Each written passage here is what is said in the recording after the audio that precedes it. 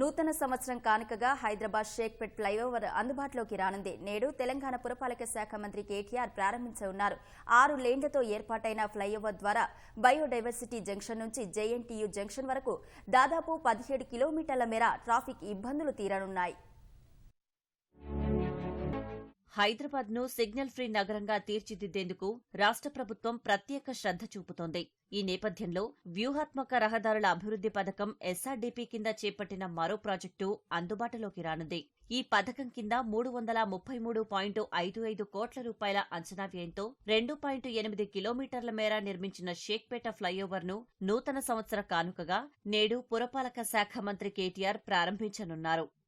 Khairatabad zone circle 18 నుంచి Serilingampally zone Malcolm చెరువు వరకు 6 లైన్లతో ఫ్లైఓవర్ ను నిర్మించారు. లగ్డీకప్పుల్ నుంచి మెహదీపట్నం, టోలీచౌకీ మీదుగా గచ్చిబౌలి వరకు 11 కిలోమీటర్ల మేజర్ ట్రాఫిక్ కారిడార్లో మెరుగైన రవాణా సౌకర్యాన్ని కల్పించనుంది. అంతేకాకుండా బయోడైవర్సిటీ జంక్షన్ నుంచి జేఎన్టీయూ జంక్షన్ వరకు కలుపుతూ 17 కిలోమీటర్ల మేర ఏ ట్రాఫిక్ సమస్య లేకుండా చేస్తుందని జీహెచ్ఎంసీ అధికారులు పేర్కొన్నారు. షేక్పేట ఫ్లైఓవర్ నిర్మాణం నగరంలో రెండో అతిపెద్దదిగా నిలవనుంది. పీవీఎన్ఆర్ ఎక్స్ప్రెస్ వే తర్వాత 2.8 కిలోమీటర్ల పొడవులో ఈ నిర్మాణం చేపట్టారు. దీనివల్ల హైటెక్ సిటీ, ఫైనాన్షియల్ డిస్ట్రిక్ట్స్, గచ్చిబౌలి వెళ్లే వాహనదారులకు ఉపశమనం లభించనుంది.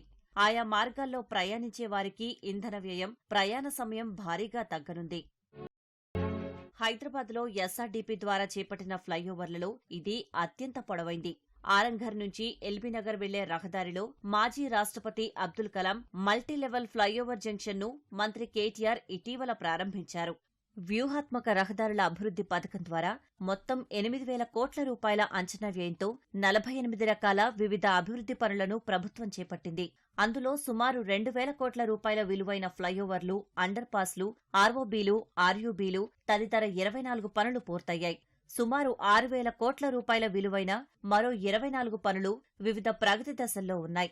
రోడ్లు, భవనాల శాఖ, జాతీయ రహదారుల శాఖలతో సమన్వయం చేస్తూ జీహెచ్ఎంసీకి క్రియాశీలకంగా వ్యవహరిస్తోంది. గ్రేటర్ హైదరాబాద్లో వివిధ ప్రాంతాల్లో అందుబాటులోకి వచ్చిన ఫ్లైఓవర్లు నగర రూపురేఖల్నే మార్చివేశాయి. ఎస్ఆర్డీపీ కింద చేపట్టిన పనులు ఎలాంటి నిధుల కొరత లేకుండా జరగడమే అందుకు